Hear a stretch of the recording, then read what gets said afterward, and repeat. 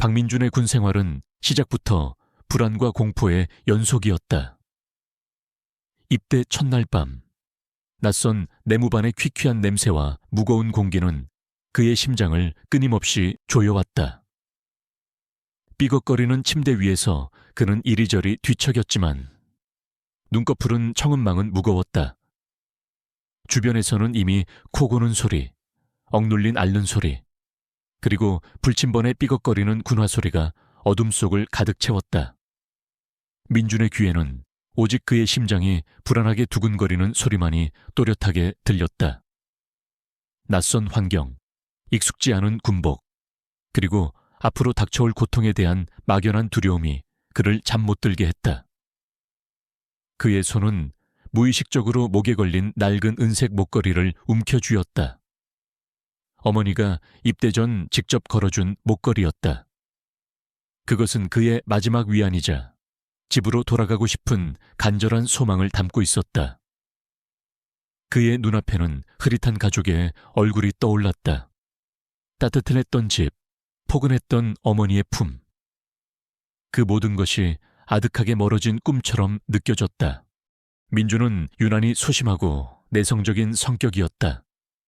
타인과 쉽게 어울리지 못했고 갈등을 피하려 애썼다. 학창 시절에도 늘 조용히 지내왔기에 군대라는 낯선 조직 생활은 그에게 더 큰 부담으로 다가왔다. 그는 입대 전부터 선임들의 괴롭힘과 가혹 행위에 대한 소문을 들으며 밤잠을 설쳤다. 군대에 대한 공포는 그의 마음속 깊이 뿌리내리고 있었다. 그는 제발 평범하게 무사히 군 생활을 마치고 싶다고 빌고 또 빌었다. 다음 날 아침 첫 훈련이 시작되었다. 훈련장에는 신병들의 어설픈 구령소리와 교관들의 우렁찬 목소리가 뒤섞여 울려 퍼졌다. 민주는 남들보다 체력이 약했다.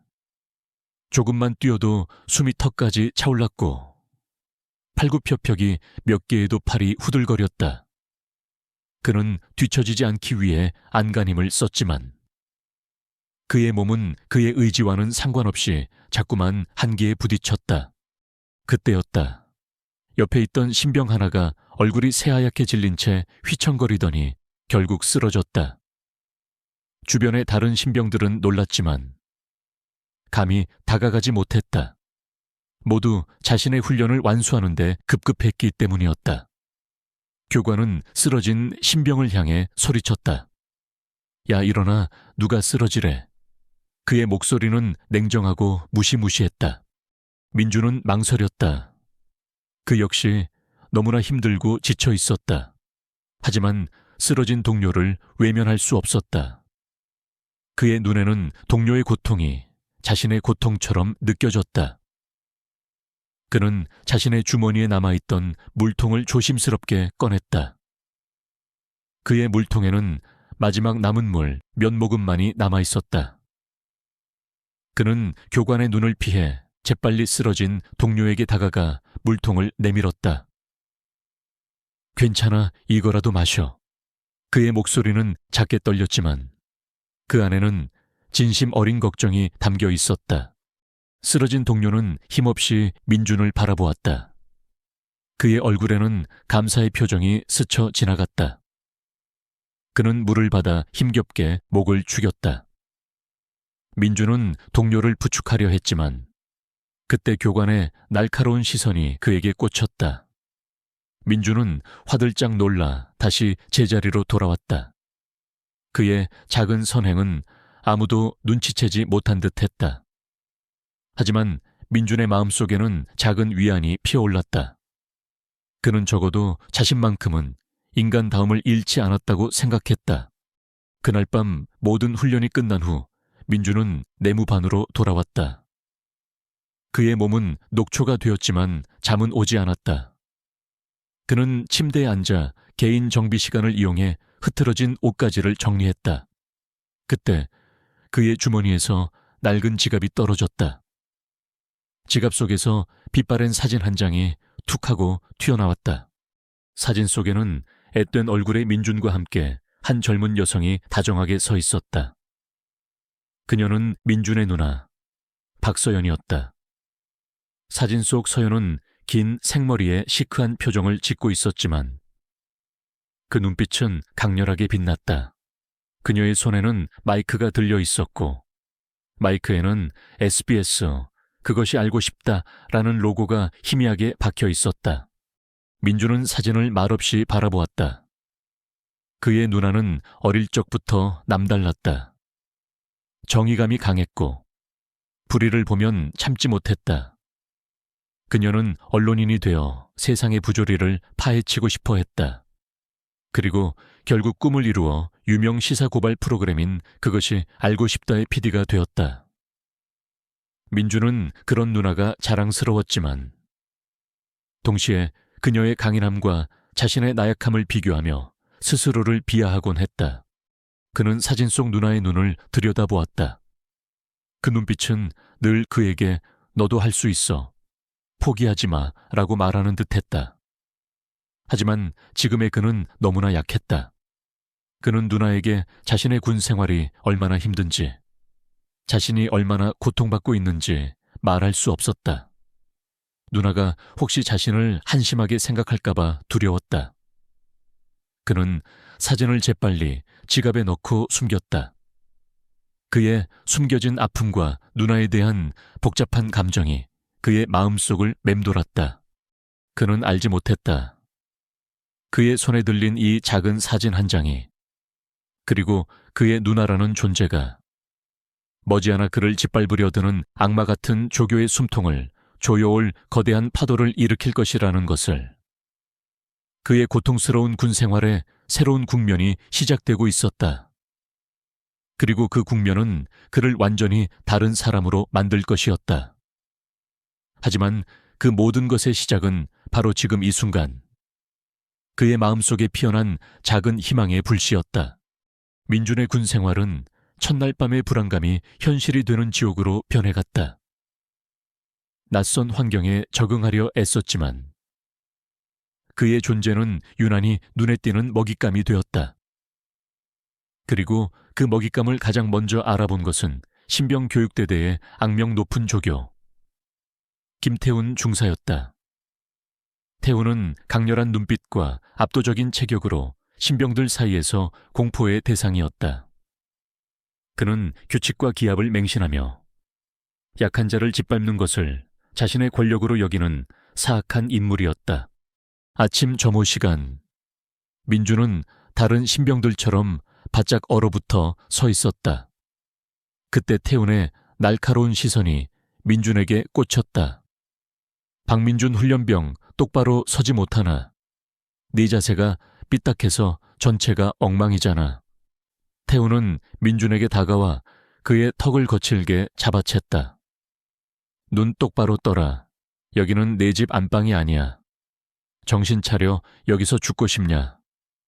그의 목소리는 냉정하고 잔인했다.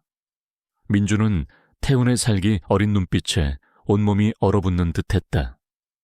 그의 심장은 발밑으로 곤두박질 치는 것 같았다. 그날부터 태훈의 괴롭힘은 민준을 향해 집중적으로 쏟아졌다.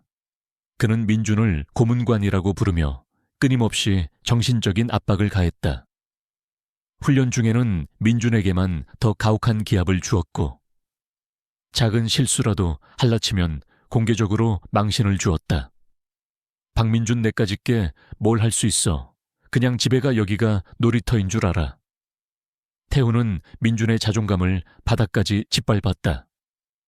민준은 그의 괴롭힘 속에서 점점 더 위축되었고 말 한마디 제대로 할 수 없었다. 그의 눈에는 늘 공포가 서려 있었다. 다른 신병들은 태훈의 눈치를 보며 민준을 멀리했다. 누구도 태훈의 심기를 건드리고 싶어 하지 않았다. 그들은 민준을 외면하는 것이 자신들이 살아남는 길이라고 생각했다. 심지어 몇몇 신병들은 태훈에게 잘 보이기 위해 민준을 비웃거나 따돌리는데 동참하기도 했다. 민준은 완전히 고립되었다. 그의 군 생활은 희망 없는 어둠 속으로 빠져드는 듯했다. 밤이 되면 민준은 혼자 눈물을 훔쳤다. 그는 부모님과 누나에게 편지를 쓰려 했지만 차마 자신의 비참한 상황을 털어놓을 수 없었다. 그들이 혹시 자신을 한심하게 생각할까봐 두려웠기 때문이다. 그는 이 모든 고통을 혼자 감당해야 한다고 생각했다. 그의 몸은 날마다 지쳐갔고 그의 정신은 날마다 피폐해졌다. 그의 눈빛은 점점 생기를 잃어갔다. 하지만 민준의 마음속 깊은 곳에는 아주 작은 불씨가 남아있었다. 그것은 그의 가족에 대한 그리움과 언젠가는 이 지옥 같은 상황에서 벗어나고 싶다는 간절한 소망이었다. 그는 침대에 누워 천장을 바라보며 스스로에게 물었다. 정말 이대로 죽고 싶은 건가? 이렇게 무너지면 누나도 실망할 텐데. 그가 지갑 속에 숨겨둔 누나의 사진이 떠올랐다. 그녀의 강인한 눈빛이 그에게 용기를 불어넣는 듯 했다. 태훈의 괴롭힘은 날이 갈수록 심해졌다.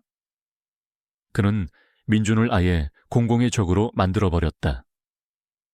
박민준 때문에 우리 전체가 벌을 받는 거야. 다 박민준 탓이야. 태훈은 신병들 사이에서 민준에 대한 적개심을 부추겼다. 민준은 매일 밤 악몽에 시달렸다. 태훈의 그림자가 그의 꿈속까지 따라와 그를 위협했다. 어느 날 태훈은 민준에게 군장을 메고 연병장 100바퀴를 뛰라는 지시를 내렸다. 다른 신병들은 이미 취침에 들어간 시간이었다.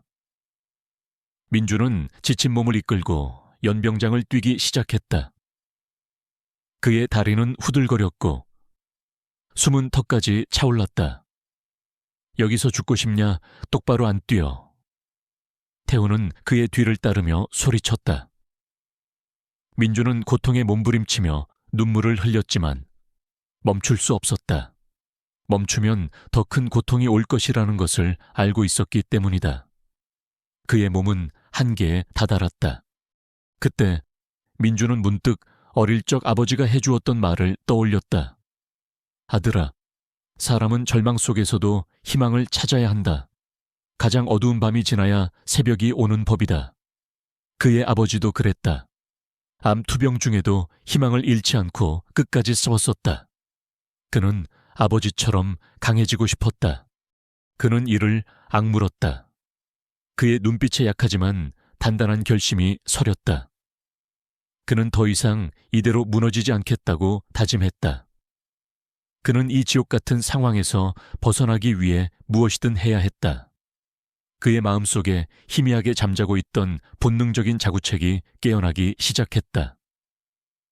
그는 태훈에게서 벗어나기 위해 그리고 자신의 존엄을 지키기 위해 이 상황을 끝내야만 했다.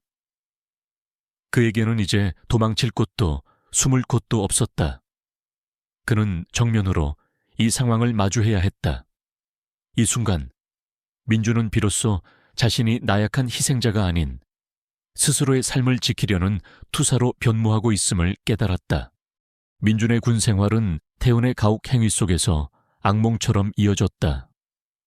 매일 밤 그는 악몽에 시달렸고 아침에는 싸늘한 군대 공기 속에서 공포와 함께 눈을 떴다.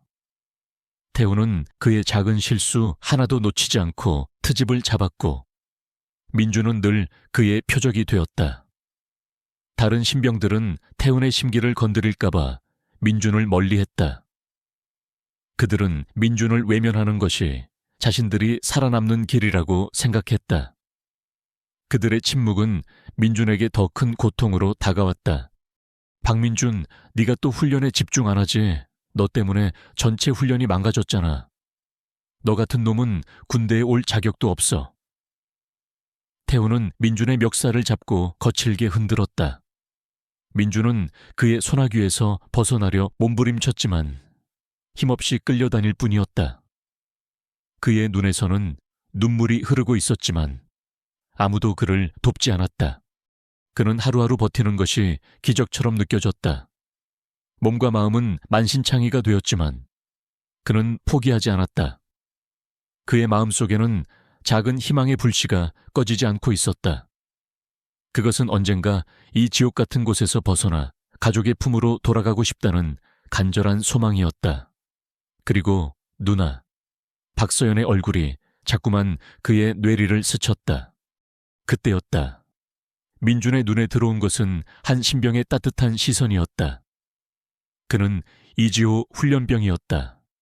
지호는 민준과 같은 소대에 속해 있었지만 평소에는 말이 없고 조용한 편이었다. 그는 훈련 중에는 늘 민준의 뒤에서 묵묵히 그를 지켜보았고 태훈이 보이지 않을 때면 민준에게 조용히 다가와 물통을 건네주거나 식사 시간에 반찬을 더 챙겨주곤 했다. 그는 민준에게 단 한 번도 말을 걸지 않았지만 그의 행동에는 진심 어린 걱정과 연민이 담겨 있었다. 어느 날 밤, 민준은 화장실에서 몰래 눈물을 훔치고 있었다. 그때 지호가 조용히 다가왔다. 그는 아무 말 없이 민준에게 휴지를 건넸다. 그리고 민준의 어깨를 묵묵히 토닥여 주었다. 지호의 따뜻한 손길에 민준은 봇물 터지듯 눈물을 쏟아냈다. 박민준 훈련병, 힘들면 말해. 혼자 사귀지 말고. 지호의 목소리는 낮았지만 그 안에는 깊은 위로가 담겨 있었다. 태훈 중사, 그 사람은 원래 그래. 하지만 네 잘못이 아니야. 민준은 지호의 말에 고개를 들었다. 그는 처음으로 누군가에게 자신의 고통을 이해받는다는 느낌을 받았다. 지호는 민준에게 자신의 이야기를 들려주었다. 그는 원래 법학을 전공했던 학생이었다. 군 입대 전 군대 내 가혹행위에 대한 기사를 읽고 충격을 받았다고 했다. 그래서 그는 군대에 오면 부조리를 외면하지 않겠다고 다짐했다고 했다. 난태훈 중사의 행동을 매일 몰래 기록하고 있어. 지호가 조용히 말했다. 언젠가 이 모든 것을 세상에 알릴 생각이야. 하지만 아직 증거가 부족해. 지호의 말에 민준의 눈이 크게 뜨였다. 그는 지호의 용기와 정의감에 놀랐다. 그는 지호에게 자신이 겪었던 태훈의 모든 가혹 행위를 자세히 이야기해 주었다. 지호는 민준의 이야기를 들으며 꼼꼼하게 메모했다. 그는 태훈의 행동을 시간대별로 기록하고 목격자들의 진술을 확보했다. 그들은 비밀리에 협력하기 시작했다. 민준은 지회에 의지하며 희미한 희망을 품었다. 태훈은 여전히 민준을 괴롭혔다. 그는 자신의 권력을 과시하고 신병들에게 공포를 심어주기 위해 민준을 공개적으로 망신 주는 것을 즐겼다. 그는 신병들에게 자신의 가족 이야기를 꺼내며 자랑하곤 했다. 우리 누나가 말이야. 방송국 PD야. 그것이 알고 싶다 알아. 그런 데서 일하는 사람이야. 함부로 내 심기 건드리지 마라. 난 뒤에 빽이 있는 몸이야. 태훈은 자신의 누나가 방송국 PD라는 사실을 자랑스럽게 떠벌렸다. 그는 누나의 영향력을 이용해 자신에게 유리한 상황을 만들려 했다. 민준은 태훈의 말을 듣고 놀랐다. 그것이 알고 싶다. PD라니. 그는 자신이 지갑 속에 숨겨둔 누나의 사진을 떠올렸다. 누나의 마이크에 새겨진 로고가 바로 그것이 알고 싶다였다. 민준은 지호에게 이 사실을 조용히 이야기했다. 지호는 깜짝 놀랐다. 박민준 훈련병, 정말이야. 내 누나가 그것이 알고 싶다. PD라고. 민준은 고개를 끄덕이며 지갑 속 사진을 꺼내 지회에게 보여주었다. 지호는 사진을 보고 확신했다. 그는 민준의 누나가 태훈의 누나라는 사실에 전율했다. 이것은 우연이 아니었다. 이것은 그들에게 주어진 기회였다. 박민준 훈련병, 우리는 이 기회를 놓치면 안 돼. 내 누나에게 이 모든 사실을 알려야 해. 내 누나라면 분명 이 모든 부조리를 세상에 드러낼 수 있을 거야. 지호의 목소리에는 흥분과 희망이 뒤섞여 있었다. 민준은 망설였다. 누나에게 자신의 나약한 모습을 보여주는 것이 두려웠다. 누나가 자신을 한심하게 생각할까봐 걱정했다. 하지만 누나가 나를 도와줄까, 내가 이런 상황에 처했다는 걸 알면 실망할 텐데 지금은 자존심 부릴 때가 아니야. 네가 죽는 것보다 더 중요한 건 없어. 네 누나라면 분명 너를 이해해 줄 거야. 네 아버지가 돌아가시고 나서 누나가 너를 얼마나 아꼈는지 생각해봐. 지호는 민준을 설득했다. 민준은 지호의 말에 고개를 끄덕였다. 그는 더 이상 두려워하지 않기로 결심했다. 그는 지호에게 누나의 연락처를 알려주었고, 지호는 비밀리에 민준의 누나, 박서연에게 연락을 취했다. 지호는 서연에게 태훈의 가혹 행위에 대한 간략한 정보와 함께 민준이 겪는 고통을 전달했다. 서연은 동생이 군대에서 고통받고 있다는 사실에 큰 충격을 받았다. 그녀는 즉시 이 사건을 조사하기 시작했다. 태훈은 여전히 이 모든 사실을 알지 못했다. 그는 민준이 자신에게 복종하고 있다고 생각하며 비웃었다. 그는 민준을 향한 괴롭힘을 멈추지 않았다. 그는 이제 민준을 아예 폐급으로 만들어서 조기 전역시켜버릴 계획까지 세웠다. 그는 며칠 후 있을 대대장 순시 때 민준을 공개적으로 망신 주려 했다. 그의 오만함은 하늘을 찔렀다. 그는 자신이 지은 죄가 어떤 파장을 불러올지 꿈에도 알지 못했다. 이 모든 상황은 그에게 치명적인 아이러니로 작용했다. 그가 자랑스럽게 내세웠던 누나가 바로 자신을 벼랑 끝으로 몰아넣을 심판의 칼날이 될 줄은. 김태훈 중사의 가혹 행위는 날이 갈수록 대담하고 노골적으로 변해갔다. 그는 박민준을 폐급으로 낙인 찍고 다른 신병들 앞에서 끊임없이 그를 조롱하고 괴롭혔다. 민준은 육체적 고통보다 정신적 고통에 더 시달렸다. 잠을 잘 수도 제대로 밥을 먹을 수도 없었다. 그의 얼굴은 날마다 수척해졌고 눈빛은 깊은 절망감으로 물들어갔다. 박민준 훈련병, 네가 여기 군대에 왜 왔어? 놀러 왔냐? 내 몸뚱이로는 아무것도 할 수 없어. 여기서 죽고 싶냐? 태훈은 민준의 멱살을 잡고 거칠게 흔들었다. 민준은 그의 손아귀에서 벗어나려 몸부림쳤지만 힘없이 끌려다닐 뿐이었다. 그의 눈에서는 눈물이 흐르고 있었지만 아무도 그를 돕지 않았다. 신병들은 태훈의 살기, 어린 눈빛에 얼어붙은 채 고개를 숙였다. 민준은 더 이상 버틸 힘이 없었다. 그는 모든 것을 포기하고 싶었다. 이곳에서 벗어날 수만 있다면 죽음이라도 마다하지 않겠다는 생각이 들었다. 그의 마음속에 자리 잡았던 작은 희망에 불씨마저 꺼져가는 듯 했다. 그때였다. 훈련 중 민준이 또다시 쓰러지자 태훈은 그의 군장을 발로 걷어찼다. 지갑이 군장 밖으로 튀어나오면서 누나 서연과 함께 찍은 사진이 바닥에 떨어졌다.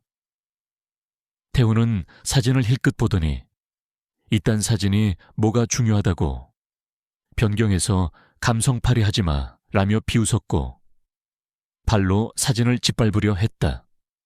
그 순간 옆에 있던 이지호 훈련병이 재빨리 손을 뻗어 사진을 주었다. 지호는 태훈의 눈치를 살피며 사진을 민준의 주머니에 넣어주었다. 태훈은 지호의 행동을 눈치채지 못했다. 지호는 민준을 부축하며 조용히 속삭였다. 박민준 훈련병, 내 누나가 박서연 PD 맞지? 그것이 알고 싶다의 박서연 PD. 그의 목소리에는 확신이 담겨 있었다. 민준은 깜짝 놀라 지호를 바라보았다. 어떻게 그가 누나의 정체를 알았을까? 민준은 고개를 끄덕이며 힘없이 말했다. 맞아. 우리 누나야. 지호의 눈빛이 번뜩였다. 그는 민준의 누나가 유명 시사 고발 프로그램 PD라는 사실에 전율했다. 이것은 우연이 아니었다. 이것은 그들에게 주어진 마지막 기회였다. 박민준 훈련병, 우리는 이 기회를 놓치면 안 돼. 내 누나라면 이 모든 부조리를 세상에 드러낼 수 있을 거야. 지호의 목소리에는 흥분과 희망이 뒤섞여 있었다. 민준은 망설였다. 누나에게 자신의 나약한 모습을 보여주는 것이 두려웠다. 누나가 자신을 한심하게 생각할까봐 걱정했다. 하지만 누나가 나를 도와줄까? 내가 이런 상황에 처했다는 걸 알면 실망할 텐데. 지금은 자존심 부릴 때가 아니야. 네가 죽는 것보다 더 중요한 건 없어. 네 누나라면 분명 너를 이해해 줄 거야. 네 아버지가 돌아가시고 나서 누나가 너를 얼마나 아꼈는지 생각해봐. 지호는 민준을 설득했다. 그는 민준의 아버지가 일찍 돌아가셨고 누나 서연이 아버지의 빈자리를 채우려 노력했다는 사실을 알고 있었다. 민준은 지호의 말에 고개를 끄덕였다. 그는 더 이상 두려워하지 않기로 결심했다. 그는 지호에게 누나의 연락처를 알려주었고 지호는 비밀리에 민준의 누나 박서연에게 연락을 취했다. 지호는 서연에게 태훈의 가혹 행위에 대한 간략한 정보와 함께 민준이 겪는 고통을 전달했다. 서연은 동생이 군대에서 고통받고 있다는 사실에 큰 충격을 받았다. 그녀는 즉시 이 사건을 조사하기 시작했다. 박서연은 동생 민준이 군대에서 가혹 행위에 시달리고 있다는 사실을 알게 되자마자 분노에 휩싸였다. 그녀는 그것이 알고 싶다. PD로서 수많은 사회 부조리를 파헤쳐 왔지만 자신의 동생에게 이런 일이 벌어졌다는 사실에 충격을 금치 못했다.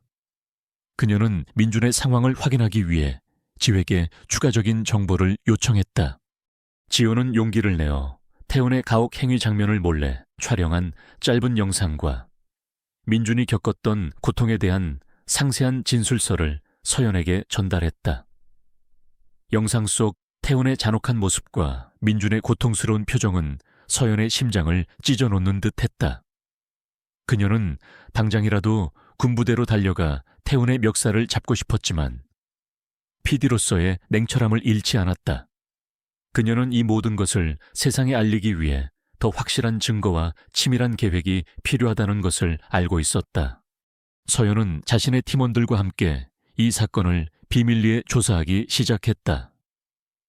그녀는 과거 태훈에게 당했던 다른 피해자들을 수소문했고 군 내부의 가혹 행위 실태를 파악했다. 그녀는 태훈의 가족관계를 조사하던 중 그가 군 고위 간부의 아들이라는 사실을 알게 되었다. 게다가 태훈의 누나가 자신과 같은 방송국에서 일하고 있다는 사실을 알게 되자 서연은 묘한 기시감을 느꼈다. 설마. 그녀는 태훈의 누나에 대한 정보를 더 깊이 파고들었다. 한편 태훈은 여전히 이 모든 사실을 알지 못했다. 그는 민준이 자신에게 복종하고 있다고 생각하며 비웃었다. 그는 민준을 향한 괴롭힘을 멈추지 않았다. 그는 이제 민준을 아예 폐급으로 만들어서 조기 전역시켜버릴 계획까지 세웠다. 그는 며칠 후 있을 대대장 순시 때 민준을 공개적으로 망신 주려 했다. 그의 오만함은 하늘을 찔렀다. 그는 자신이 지은 죄가 어떤 파장을 불러올지 꿈에도 알지 못했다. 박민준, 이 폐급 새끼 며칠 후 대대장님 순시 때 너 때문에 망신당하는 일 없도록 해. 안 그러면 네 가족들까지 다 찾아갈 거야. 태훈은 민준을 향해 협박했다. 민준은 태훈의 협박에 몸을 떨었지만 그의 눈빛에는 더 이상 공포만이 남아있지 않았다. 그는 지호의 말과 누나의 사진을 떠올렸다. 그는 더 이상 혼자가 아니었다. 그의 누나는 그것이 알고 싶다. PD였고 그녀는 반드시 자신을 구해줄 것이라는 막연한 믿음이 생겼다. 그가 지갑 속에 숨겨둔 누나의 사진이 떠올랐다. 그녀의 강인한 눈빛이 그에게 용기를 불어넣는 듯했다. 이 모든 상황은 태훈에게 치명적인 아이러니로 작용했다. 그가 자랑스럽게 내세웠던 방송국 PD 누나가 바로 자신을 벼랑 끝으로 몰아넣을 심판의 칼날이 될 줄은 그는 자신이 파놓은 함정에 스스로 빠져들고 있었다. 민준은 조용히 때를 기다렸다. 폭풍이 몰아치기 전의 고요처럼 그들의 싸움은 이제 절정으로 치닫고 있었다. 김태훈 중사의 가혹 행위는 날이 갈수록 대담하고 노골적으로 변해갔다. 그는 박민준을 폐급으로 낙인 찍고 다른 신병들 앞에서 끊임없이 그를 조롱하고 괴롭혔다. 민준은 육체적 고통보다 정신적 고통에 더 시달렸다. 잠을 잘 수도 제대로 밥을 먹을 수도 없었다. 그의 얼굴은 날마다 수척해졌고 눈빛은 깊은 절망감으로 물들어갔다. 박민준 훈련병, 네가 여기 군대에 왜 왔어? 놀러 왔냐? 내 몸뚱이로는 아무것도 할 수 없어. 여기서 죽고 싶냐? 태우는 민준의 멱살을 잡고 거칠게 흔들었다. 민준은 그의 소나귀에서 벗어나려 몸부림쳤지만 힘없이 끌려다닐 뿐이었다. 그의 눈에서는 눈물이 흐르고 있었지만 아무도 그를 돕지 않았다. 신병들은 태훈의 살기 어린 눈빛에 얼어붙은 채 고개를 숙였다. 민준은 더 이상 버틸 힘이 없었다. 그는 모든 것을 포기하고 싶었다. 이곳에서 벗어날 수만 있다면 죽음이라도 마다하지 않겠다는 생각이 들었다. 그의 마음속에 자리 잡았던 작은 희망의 불씨마저 꺼져가는 듯했다. 그때였다. 훈련 중 민준이 또다시 쓰러지자 태훈은 그의 군장을 발로 걷어찼다. 지갑이 군장 밖으로 튀어나오면서 누나 서연과 함께 찍은 사진이 바닥에 떨어졌다. 태훈은 사진을 힐끗 보더니 이딴 사진이 뭐가 중요하다고 변경해서 감성팔이 하지마 라며 비웃었고 발로 사진을 짓밟으려 했다. 그 순간 옆에 있던 이지호 훈련병이 재빨리 손을 뻗어 사진을 주었다. 지호는 태훈의 눈치를 살피며 사진을 민준의 주머니에 넣어주었다. 태훈은 지호의 행동을 눈치채지 못했다. 지호는 민준을 부축하며 조용히 속삭였다. 박민준 훈련병, 내 누나가 박서연 PD 맞지? 그것이 알고 싶다에 박서연 PD. 그의 목소리에는 확신이 담겨 있었다. 민준은 깜짝 놀라 지호를 바라보았다. 어떻게 그가 누나의 정체를 알았을까? 민준은 고개를 끄덕이며 힘없이 말했다. 맞아. 우리 누나야. 지호의 눈빛이 번뜩였다. 그는 민준의 누나가 유명 시사 고발 프로그램 PD라는 사실에 전율했다. 이것은 우연이 아니었다. 이것은 그들에게 주어진 마지막 기회였다. 박민준 훈련병, 우리는 이 기회를 놓치면 안 돼. 내 누나라면 이 모든 부조리를 세상에 드러낼 수 있을 거야. 지호의 목소리에는 흥분과 희망이 뒤섞여 있었다. 민준은 망설였다. 누나에게 자신의 나약한 모습을 보여주는 것이 두려웠다. 누나가 자신을 한심하게 생각할까봐 걱정했다. 하지만 누나가 나를 도와줄까? 내가 이런 상황에 처했다는 걸 알면 실망할 텐데 지금은 자존심 부릴 때가 아니야. 네가 죽는 것보다 더 중요한 건 없어. 내 누나라면 분명 너를 이해해 줄 거야. 네 아버지가 돌아가시고 나서 누나가 너를 얼마나 아꼈는지 생각해봐. 지호는 민준을 설득했다. 그는 민준의 아버지가 일찍 돌아가셨고 누나 서연이 아버지의 빈자리를 채우려 노력했다는 사실을 알고 있었다. 민준은 지호의 말에 고개를 끄덕였다. 그는 더 이상 두려워하지 않기로 결심했다. 그는 지호에게 누나의 연락처를 알려주었고 지호는 비밀리에 민준의 누나 박서연에게 연락을 취했다. 지호는 서연에게 태훈의 가혹 행위에 대한 간략한 정보와 함께 민준이 겪는 고통을 전달했다. 서연은 동생이 군대에서 고통받고 있다는 사실에 큰 충격을 받았다. 그녀는 즉시 이 사건을 조사하기 시작했다.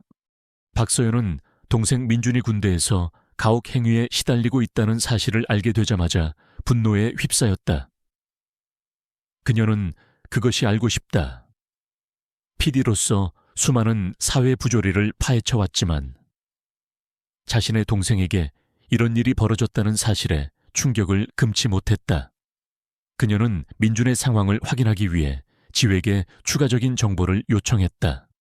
지호는 용기를 내어 태훈의 가혹 행위 장면을 몰래 촬영한 짧은 영상과 민준이 겪었던 고통에 대한 상세한 진술서를 서연에게 전달했다.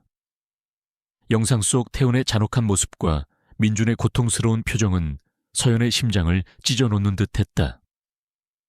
그녀는 당장이라도 군부대로 달려가 태훈의 멱살을 잡고 싶었지만 PD로서의 냉철함을 잃지 않았다. 그녀는 이 모든 것을 세상에 알리기 위해 더 확실한 증거와 치밀한 계획이 필요하다는 것을 알고 있었다. 서연은 자신의 팀원들과 함께 이 사건을 비밀리에 조사하기 시작했다. 그녀는 과거 태훈에게 당했던 다른 피해자들을 수소문했고 군 내부의 가혹 행위 실태를 파악했다. 그녀는 태훈의 가족 관계를 조사하던 중 그가 군 고위 간부의 아들이라는 사실을 알게 되었다. 게다가 태훈의 누나가 자신과 같은 방송국에서 일하고 있다는 사실을 알게 되자 서연은 묘한 기시감을 느꼈다. 설마 그녀는 태훈의 누나에 대한 정보를 더 깊이 파고들었다. 한편 태훈은 여전히 이 모든 사실을 알지 못했다. 그는 민준이 자신에게 복종하고 있다고 생각하며 비웃었다. 그는 민준을 향한 괴롭힘을 멈추지 않았다. 그는 이제 민준을 아예 폐급으로 만들어서 조기 전역시켜버릴 계획까지 세웠다. 그는 며칠 후 있을 대대장 순시 때 민준을 공개적으로 망신 주려 했다. 그의 오만함은 하늘을 찔렀다. 그는 자신이 지은 죄가 어떤 파장을 불러올지 꿈에도 알지 못했다. 박민준, 이 폐급 새끼 며칠 후 대대장님 순시 때 너 때문에 망신당하는 일 없도록 해. 안 그러면 내 가족들까지 다 찾아갈 거야. 태훈은 민준을 향해 협박했다. 민준은 태훈의 협박에 몸을 떨었지만 그의 눈빛에는 더 이상 공포만이 남아있지 않았다. 그는 지호의 말과 누나의 사진을 떠올렸다. 그는 더 이상 혼자가 아니었다. 그의 누나는 그것이 알고 싶다. PD였고 그녀는 반드시 자신을 구해줄 것이라는 막연한 믿음이 생겼다. 그가 지갑 속에 숨겨둔 누나의 사진이 떠올랐다. 그녀의 강인한 눈빛이 그에게 용기를 불어넣는 듯했다. 이 모든 상황은 태훈에게 치명적인 아이러니로 작용했다. 그가 자랑스럽게 내세웠던 방송국 PD 누나가 바로 자신을 벼랑 끝으로 몰아넣을 심판의 칼날이 될 줄은 그는 자신이 파놓은 함정에 스스로 빠져들고 있었다. 민준은 조용히 때를 기다렸다. 폭풍이 몰아치기 전의 고요처럼 그들의 싸움은 이제 절정으로 치닫고 있었다. 김태훈 중사는 대대장 순시를 앞두고 들떠 있었다. 그는 박민준을 폐급으로 만들어 공개적으로 망신 주고 자신의 권력을 과시할 절호의 기회라고 생각했다. 순시 당일 연병장에는 모든 신병들과 교관 그리고 대대장을 비롯한 지휘관들이 도열해 있었다. 팽팽한 긴장감이 감돌았지만 태훈의 얼굴에는 승리자의 미소가 가득했다. 그는 이 모든 상황이 자신이 설계한 완벽한 연극이라고 믿었다. 박민준 훈련병 똑바로 서지 못하나 네 자세가 삐딱해서 전체가 엉망이잖아. 네가 폐급이라 우리 대대가 망신당하는 거야. 태훈은 민준의 멱살을 잡고 거칠게 흔들었다. 민준은 그의 소나기에서 벗어나려 몸부림쳤지만 힘없이 끌려다닐 뿐이었다. 그의 얼굴은 새하얗게 질려 있었고 눈에서는 눈물이 흐르고 있었다. 신병들은 태훈의 살기 어린 눈빛에 얼어붙은 채 고개를 숙였다. 태훈은 민준을 향해 최후의 일격을 가하려 했다. 여기서 죽고 싶냐, 이 폐급 새끼. 그의 손이 민준의 얼굴로 날아가는 찰나였다. 그때 연병장 입구에서 갑자기 굉음과 함께 군용 트럭 한 대가 멈춰 섰다.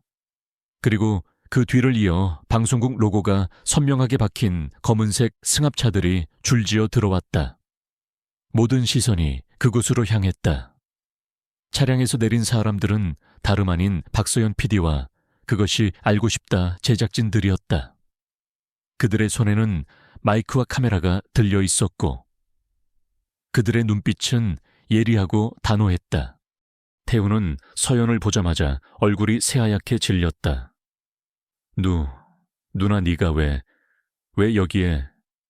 그의 목소리는 경악으로 가득 찼다.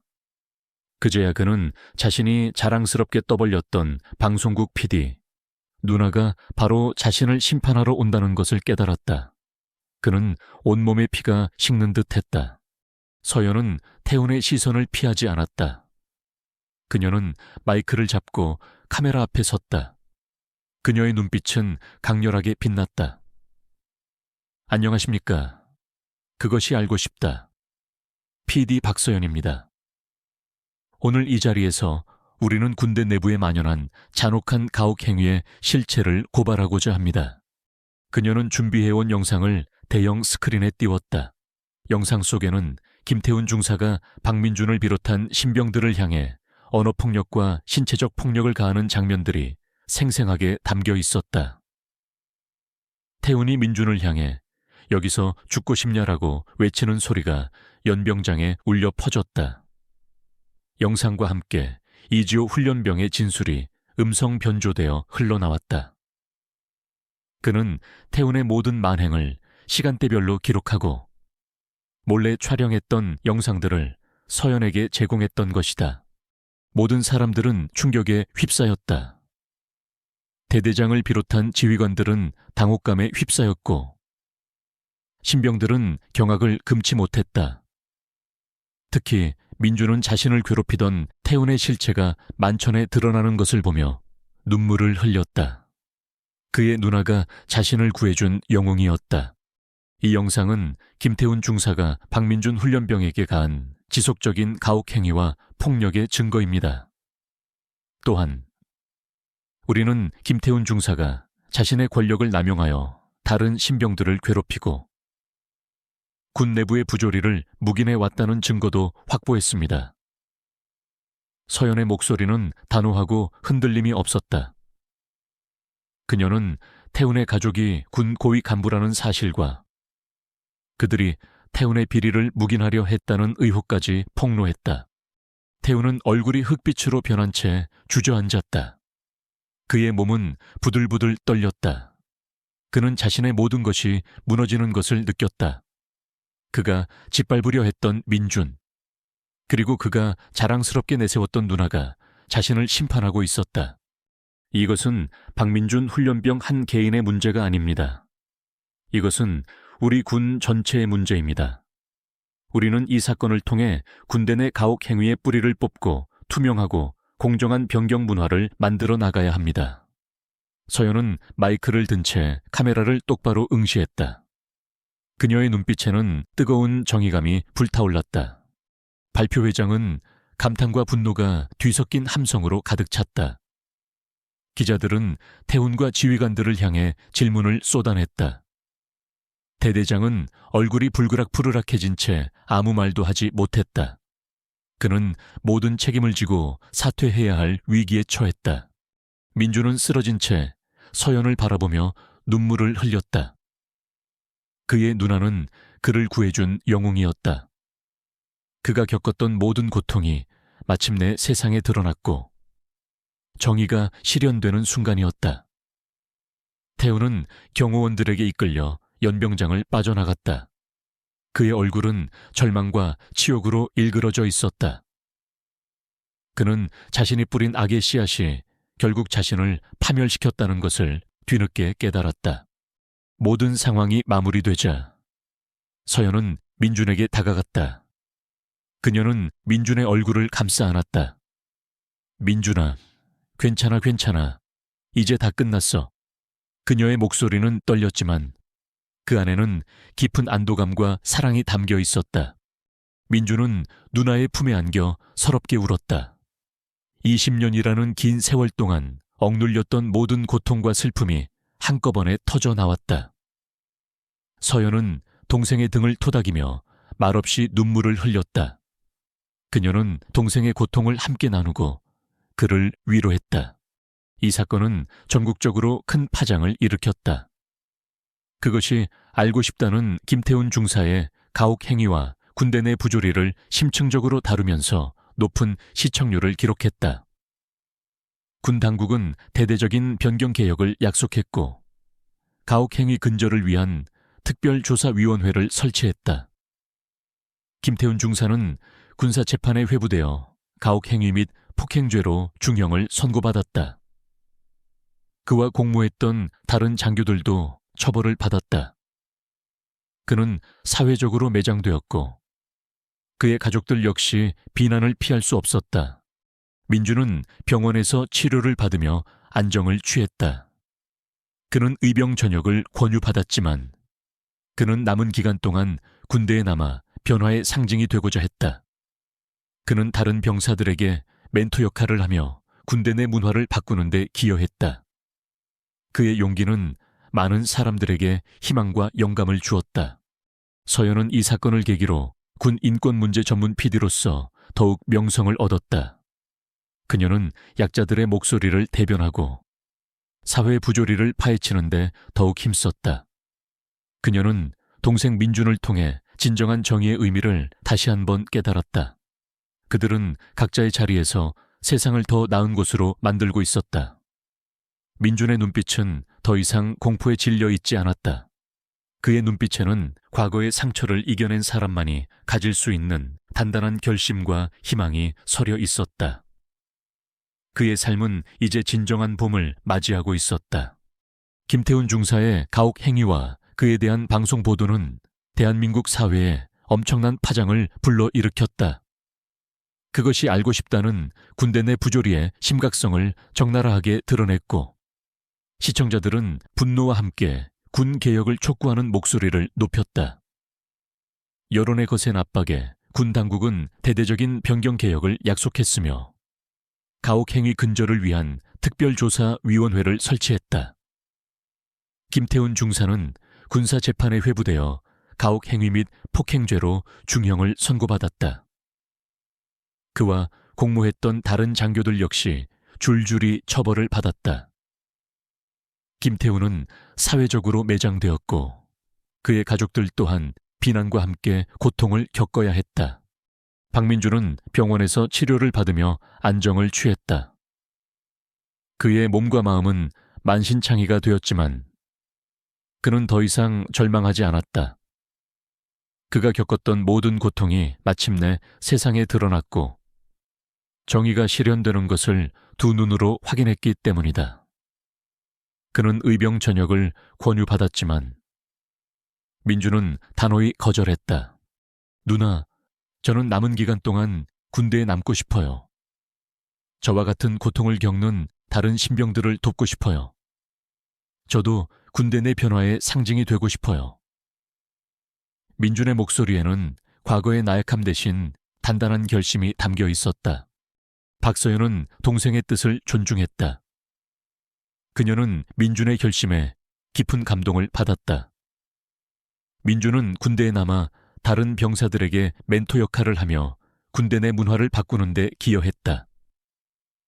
그는 자신의 경험을 솔직하게 털어놓으며 병사들의 아픔을 어루만져 주었고 그들에게 희망과 용기를 불어넣었다.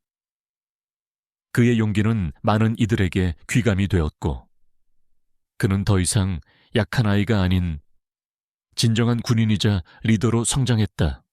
몇 달 후 민주는 군 생활을 무사히 마쳤다. 전역하는 날 그는 박서연과 가족들의 따뜻한 환영을 받았다. 그의 얼굴에는 과거의 그늘은 찾아볼 수 없었다. 햇살처럼 환한 미소가 번졌고 그의 눈빛은 맑고 평온했다. 민준아, 정말 고생 많았다. 이제 네가 하고 싶은 일 하면서 행복하게 살아. 서연은 동생의 손을 잡으며 말했다. 그녀의 목소리는 부드러웠지만 그 안에는 동생에 대한 깊은 사랑과 자부심이 담겨 있었다. 민주는 누나에게 진심으로 고마움을 표했다. 누나 덕분이에요. 누나가 아니었으면 저는 아마 여기서... 서연은 동생의 어깨를 토닥였다. 아니야, 민준아. 네가 용기를 냈기에 가능한 일이었어. 네가 진실을 마주하고 맞섰기에 이 모든 변화가 시작된 거야. 너는 이제 더 이상 약한 아이가 아니야. 네가 진정한 용기를 가진 사람이라는 걸 스스로 증명했어. 민주는 고개를 끄덕였다. 그는 이 모든 과정을 통해 자신이 성장했음을 깨달았다. 과거의 트라우마를 극복하고 자신의 상처를 치유했으며 더 이상 두려워하지 않는 진정한 용기를 갖게 되었다. 그는 더 이상 불의를 외면하지 않을 것이며 약자들의 목소리에 귀 기울이는 삶을 살겠다고 다짐했다. 박서연은 이 사건을 계기로 군 인권 문제 전문 PD로서 더욱 명성을 얻었다. 그녀는 약자들의 목소리를 대변하고 사회 부조리를 파헤치는 데 더욱 힘썼다. 그녀는 동생 민준을 통해 진정한 정의의 의미를 다시 한번 깨달았다. 그녀의 프로그램은 여전히 많은 사람들에게 진실을 알리고 변화를 이끌어내는 중요한 역할을 했다. 민준은 군대를 전역하고 사회에 나와 새로운 삶을 시작했다. 그는 군대에서의 경험을 바탕으로 청소년들의 인권과 군 인권 문제를 다루는 시민단체에서 활동하며 사회에 긍정적인 영향을 미쳤다. 그는 자신의 경험을 바탕으로 강연을 하고 군대 내 가혹 행위로 고통받는 신병들을 위한 심리상담센터를 설립했다. 그는 직접 센터에서 상담을 진행하고 많은 이들에게 희망을 주었다. 그의 이야기는 많은 청년들에게 위로와 용기가 되었다. 어느 맑은 가을날, 민주는 자신의 심리상담센터에서 강연을 하고 있었다. 그의 목소리는 차분했지만 그 안에는 따뜻한 위로와 강한 메시지가 담겨 있었다. 그는 군대에서 겪었던 고통과 그것을 극복해낸 과정을 담담하게 이야기했다. 그의 강연을 듣는 많은 청년들은 그의 이야기에 공감하며 눈물을 흘리기도 하고 희망을 얻기도 했다. 강연이 끝난 후 그는 참석자들에게 둘러싸여 환한 미소를 지었다. 그의 목에는 여전히 어머니가 선물해준 낡은 은색 목걸이가 걸려 있었다. 그것은 그에게 과거의 아픔을 상기시키는 것이 아니라 그가 이겨낸 시련과 그로 인해 얻은 용기의 상징이 되었다. 창밖에서는 따스한 햇살이 쏟아져 들어왔고 그의 얼굴에는 평화와 함께 희망이 가득했다. 멀리서 서연이 그의 강연을 흐뭇하게 지켜보고 있었다. 그녀의 손에는 늘 그랬듯 작은 녹음기가 들려 있었다. 그들은 각자의 자리에서 세상을 더 나은 곳으로 만들고 있었다. 민준의 삶은 이제 진정한 봄을 맞이하고 있었고 그의 이야기는 수많은 사람들에게 용기와 희망을 전하며 아름다운 울림으로 퍼져나갈 것이었다.